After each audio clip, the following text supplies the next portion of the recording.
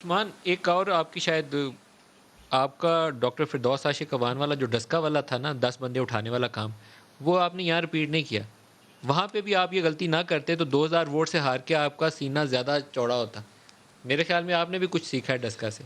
مل صاحب آپ بھی بڑے معصومانہ انداز میں ہر دفعہ یہ اسٹیبلش کرتے ہیں کہ شاید 10 بندے ہم نے اٹھائے، میں نے اٹھائے. نہیں، آپ لوگوں نے اٹھائے نا، وہ تو شک کی گنجائش نہیں ہے اس میں. مجھے طارق ویسے عزیز شو ہوتا تھا، اس میں کہتے تھے وہ آخر میں غلطی کی گنجائش ختم ہو جاتی تھی نا، کہ داؤ غلطی گنجائش نہیں تھا. یہاں پہ بھی غلطی گنجائش نہیں تھا. تو میں جب بھی آپ کے پروگرام میں آتا ہوں نا، آپ پوری کوشش کرتے ہیں کہ میں مان لوں کہ 10 بندے اٹھائے گئے تھے یا جو بھی ان کے ساتھ ہوا تھا. 20 اٹھائے تھے نا، وہ بڑی تگڑی کیمپین کی تھی، بندے اٹھانے سے خراب ہو گئے. دیکھیں خیر وہ زبیر صاحب کچھ کہہ رہے وہ ہیں. بندے زبیر کہاں صاحب تھے، وہ بندے کیا میں یہ کہہ رہا تھا وہ عثمان یہ کیسے مانے کہ 10 اٹھائے تھے جب اٹھائے 20 تھے.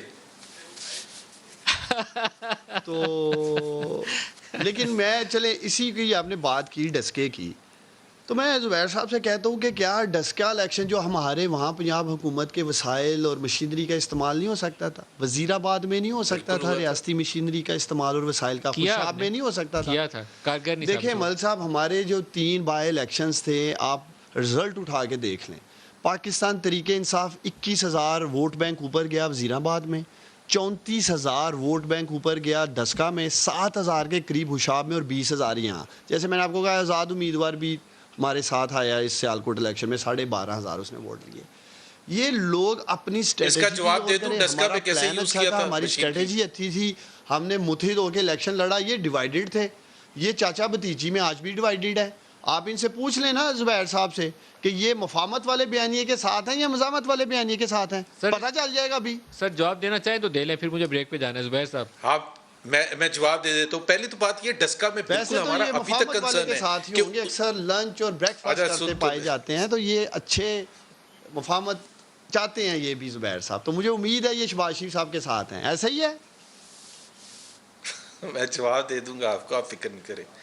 میں پہلے یہ اس کا ڈسکا کا پلیز، وہ آپ کی بہت بڑی کمزوری ہے. آج تک آپ نے جواب نہیں دیا. الیکشن کمیشن نے یہ پوائنٹس ریز کیے تھے کہ آئی جی پولیس کو فون کر کے انہوں نے کچھ کہا تھا، چیف سیکرٹری کو کچھ کہا تھا، جن کے بیٹے داماد کل لڑ رہے تھے الیکشن.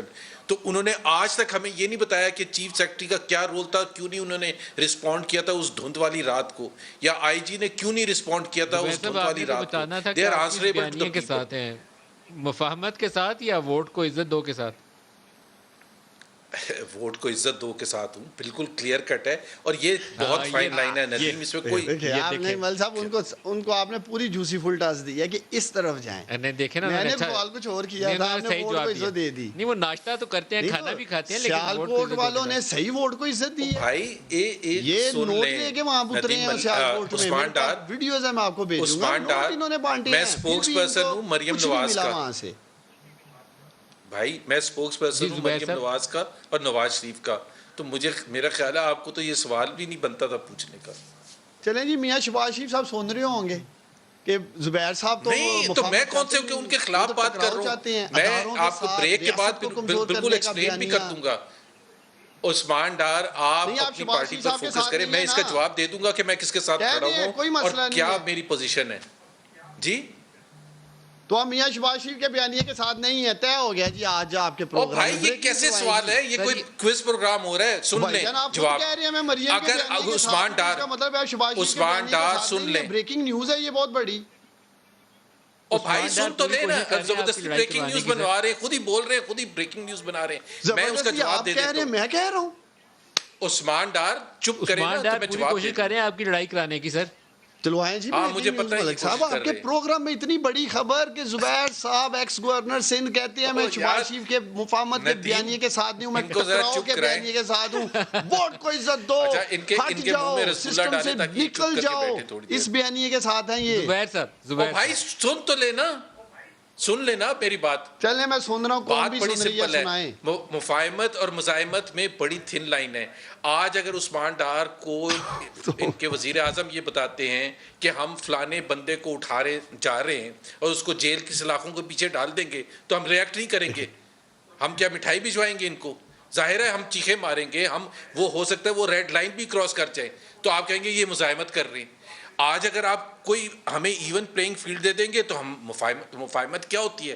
لڑائی نہ کرنا کیا مطلب ہے؟ ہمیں ایون پلینگ فیلڈ آپ دے دیں، سیم پیج کا یہ منترا ختم کرتے ہیں، سب کے لیے سیم پیج کرتے ہیں، سب کے لیے اتنی ایڈوانٹیجز یا ڈس ایڈوانٹیجز تو کرتے پھر ہیں. ہم آپ کے ساتھ پولیٹیکل لڑنے کے لیے تیار ہیں، ہمیں مزاحمت کرنے کی ضرورت ہی آپ نہیں کو ہے. بتا دیں جو مریم نواز کہتی ہیں سلیکٹرز، یہ سلیکٹرز کون ہے؟ پھر آپ بتا دیں. عمران خان تو آپ نے کہہ میں دیا بتا ہماری دوں. عمران خان سے لڑائی. میں بتا دیتا تو ہوں. یہ سلیکٹرز کون ہے؟ میں بتا آپ خاموش ہوں گے؟ میں بتا دوں.